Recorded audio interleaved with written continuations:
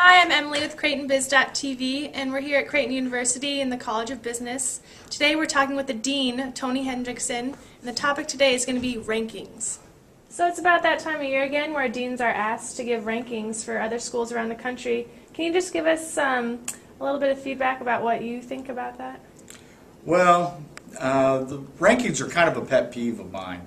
The problem I have with rankings is it's really difficult to rank one school better than another. I think that oftentimes we can put schools into categories and say schools are good for a variety of reasons, but I think it's really a little bit much to say this school is better for everyone than this institution. That's part of the issue.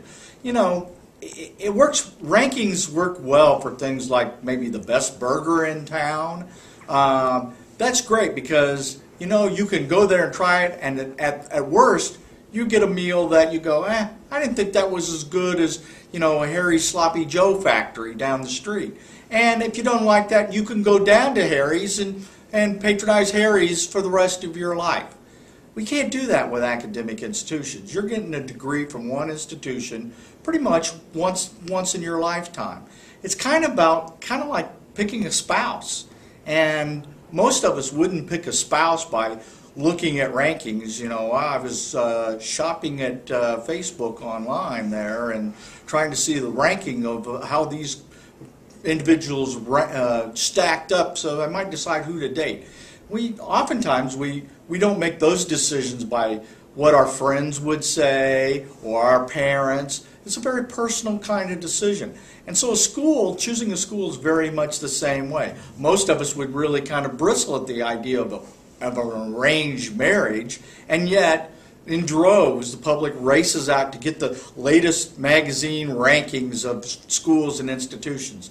And in fact, most of the senior people, administrators, deans, vice presidents, presidents of academic institutions realize and have called for kind of a moratorium on that, with an idea that if we just looked at the characteristics of each institution and said, for this particular individual, this institution's a better fit than this particular institution. And it's a very personal kind of decision about what you're looking for, the academic programs, the kind of education, a whole host of kinds of characteristics that we think about. And so to deduce this down and to say on some groups of scales and characteristics that are arbitrary, that are easy for some magazine publication to order in some statistical manner and say, based upon this is a better institution, and then for the public to say, well, we are the number 3 in this area, or number 2 in this area, or number 1 in that area. It's a little facetious and a little simplistic. So obviously, I have a lot of problems with that. But I think if we just look at it and say, look, I'm picking something that's going to be with me, it's going to be about me for the rest of my life. Shouldn't that be more my decision than what the concerted effort of a publication who's simply trying to make money on their rankings has to say? All right. Thanks for your thoughts on that. Thanks. Thanks for joining us, and if you have any questions or comments, stop by our blog or start up a conversation with us on Facebook.